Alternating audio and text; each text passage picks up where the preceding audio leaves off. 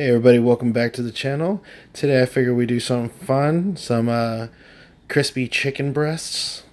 So what we're going to do is grab the last of these little Dorito Tapatio flavor, one of my favorite ones, and pound them down into little crumbs. Yeah. Put it inside of a bowl. And that'll be part of our dredging station. So now that we have that completed, we're going to go ahead and grab another bowl and place a little bit of flour in there. Just depending on how much chicken you're going to be doing, you don't need a lot of flour, so very minimal amount. It's just coating the outside. I like to add a little bit of salt and pepper just to flavor it, the chicken breast. And then we'll grab another container for our 2 eggs that we will beat for our egg wash as part of our dredging station.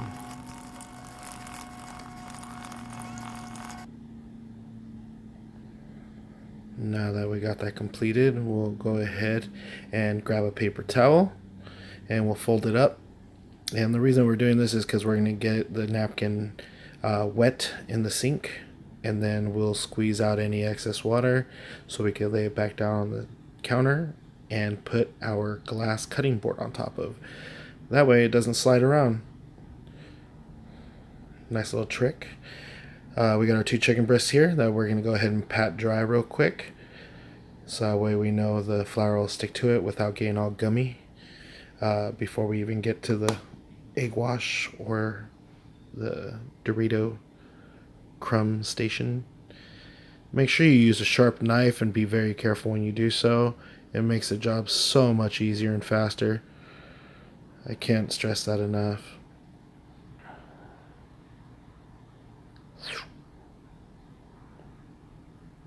Like butter. Alright, so now that we got our station set up, we're going to go with our flour first. After we're done coating it well, we're going to shake off any excess flour. Then we're going to go straight into the egg wash and flip it over. And then make sure you get everything nicely coated. And once we get done with that, shake and toss it right into your Doritos. Or whatever chips you choose to use. You can use any kind. I personally like Doritos. The crumbs are a little bit thicker and they hold up well to being fried. Make sure you pinch it in there. Get as much as you can of that on that chicken. You want to cover it completely. Sprinkle the top, press it down, whatever you got to do. Just make it just completely covered. You're going to get the best texture and flavor out of it doing it that way. Now we're going to add some Italian breadcrumbs because I only had a little bit of Doritos. I kind of went a little overboard, but it's alright. No one's mad. We're going to go ahead and add some Parmesan cheese to that because I like the flavor, those 2 flavors mixed together. And once again, real quick through the dredging station and all that good stuff. Dang, look at me go.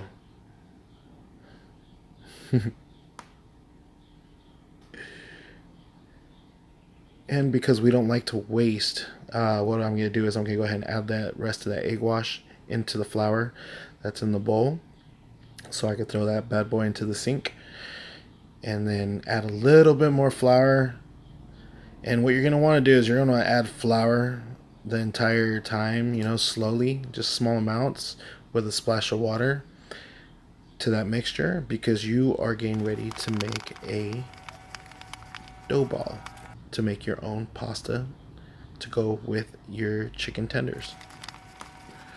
And this will be a different video. I'm just giving you a quick little insight on how I get this done. You know, put a little bit of flour down, preferably bench flour, but I don't have that, so I'm just going to use the regular all-purpose flour and knead it and ball it up, cover it with a cup, put it to the side, let it rest. So that's what you should have. Get ready for the frying pan. Make sure it's nice and hot. Once it's hot, add your oil, about a quarter of the width of the chicken.